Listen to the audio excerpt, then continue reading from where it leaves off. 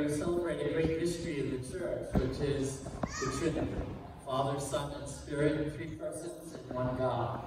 A mystery that, no matter how much we think about it, will not be revealed completely to us until we enter into God's kingdom of light, love, and peace. The number 3 is quite unique to all of us here in this world, because many things in our lives we speak about threes. We talk about the 3 bears, we talk about the 3 little pigs, we talk about the 3 musketeers, and who could forget the 3 stooges? Anyway. 3 is a number that reminds us again and again, hopefully, of the Trinity.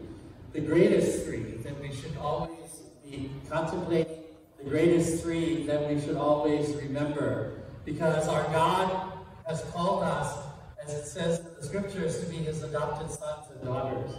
That Jesus today in the gospel reminds his disciples, and this is the end of Matthew's gospel, and Jesus is taking leave of them.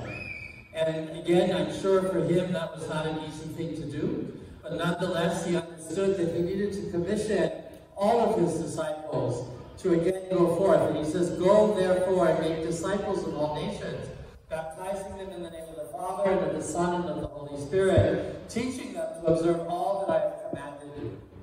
And that is exactly what we're doing here today with these 4 young people. We welcome their families, we welcome their parents and godparents, and all who are here to celebrate with them today.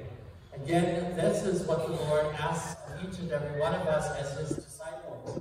And today, these young people become our brothers and sisters in the Lord. They become part of our family, and again, they become a part of God's family, which is so amazing that our God calls us again to be his children, to be the ones that he will care for, so that we might call him Abba. Again, we hear in St. Paul's letter to the Romans, reminding us, "For you did not receive a spirit of slavery to fall back into fear, but to receive a spirit of adoption, through whom you cry out that we can call God Father."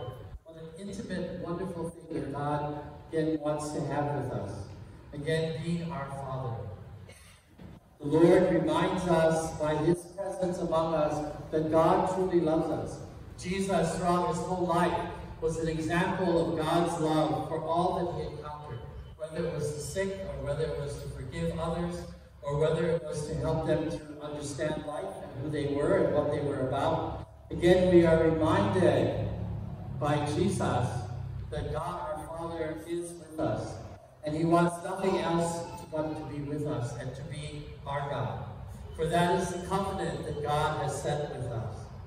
We hear in the beautiful reading, the first reading we had from Deuteronomy, Moses again trying to help the people to understand how much God truly loved them. He did so much for them. He said, "Did anything so great ever happen before? Was it ever heard of that God would speak to his people? That God would again come down to his people? Did a people ever hear the voice of God speaking from the midst of the bush as you did and live? Or did any good venture to go and take a nation for himself from the midst of another nation, by testing, by signs and wonders, by war, with strong hand and outstretched arm, and by great terrors, all of which the Lord your God did for you in Egypt before your very eyes?" How much more do we need to know about how much God truly loves us? How much more do we need to know when we see these signs before us? And I think that's the real question we need to ask ourselves today.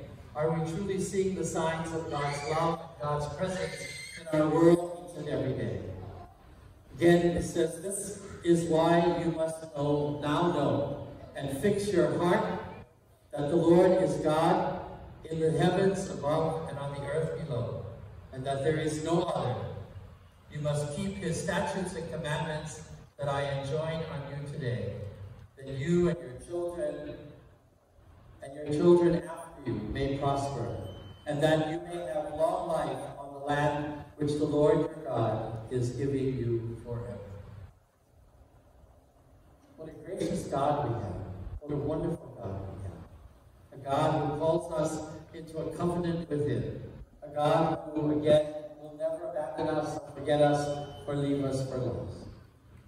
Again, Jesus reminds us that we too, as his disciples, those who have been commissioned through the waters of baptism, are called to go forth and to help others come to know the great commandment of God, the commandment of love.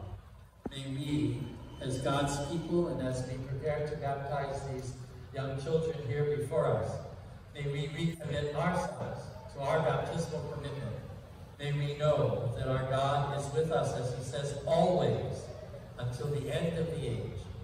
May we glorify our God, Father, Son, and Spirit, as we continue to share his life and his love as his sons and daughters with all our brothers and sisters throughout the world.